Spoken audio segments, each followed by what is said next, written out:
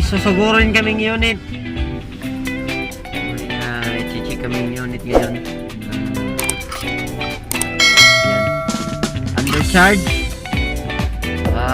Hindi gumagana yung fan motor. Kaya check namin. Check raw. Let's go guys. Let's go guys.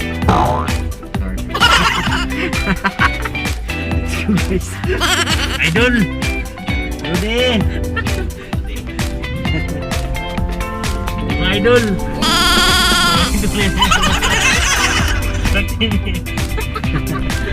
Shout out kay Hvac Channel TV.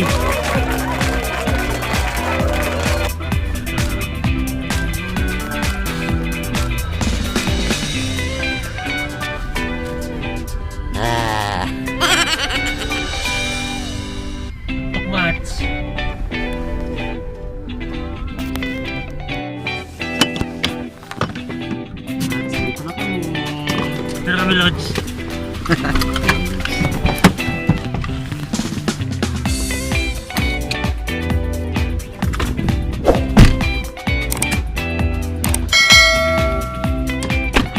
Ay mga Lods. Pasatag yun Lods. Pasatag yun may mag-charge.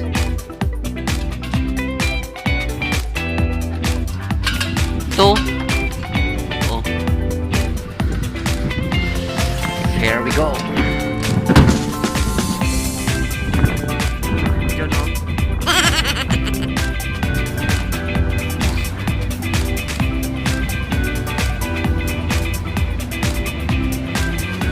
Eto na. So yung unit sa i-check namin.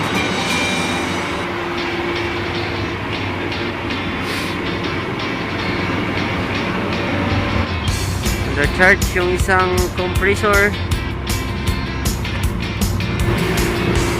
Check namin yung isang fan motor na hindi gumagana.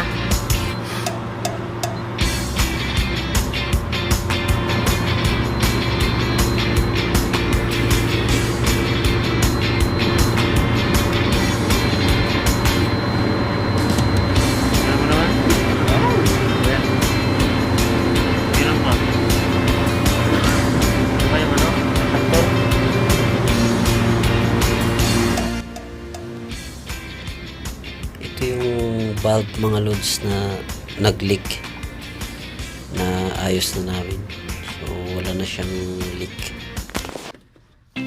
ngayon mga Lods. Itong magnetic contactor ng fan motor ang papalitan namin ng magnetic contactor kasi yun yung problema niya. May problema na yung contacts niya kaya yun hindi gumagana yung fan motor niya. Papalitan natin ng bago para mapaandar na natin at madagdagan na ng refrigerant kasi undercharge siya gawa ng may leaking.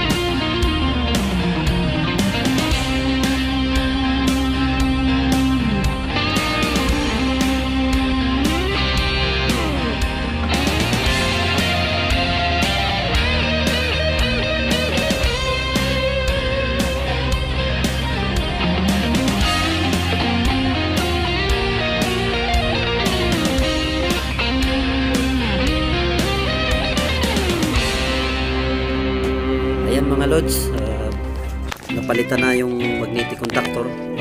Andarin na natin para madagdagan na natin ng refrigerant gas.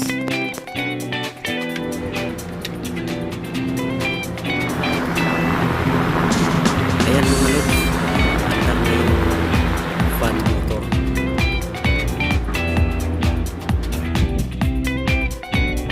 Mga lods, kinakargahan namin yung nag-undercharge.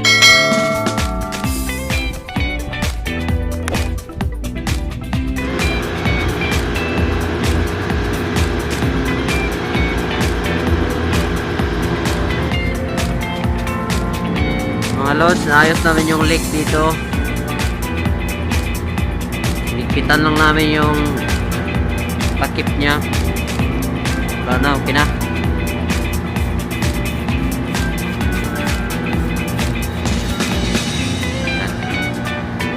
Wala nang leak. Dagdag na tayo ng freon. Complete mga lods. Repair ng leak, saka pinalitan namin ng magnetic contactor sa fan motor, saka inayos namin yung leak. May valve, tapos kinargahan ng additional refrigerant. So ayun, balik na. Lagi na kayo. Accomplish.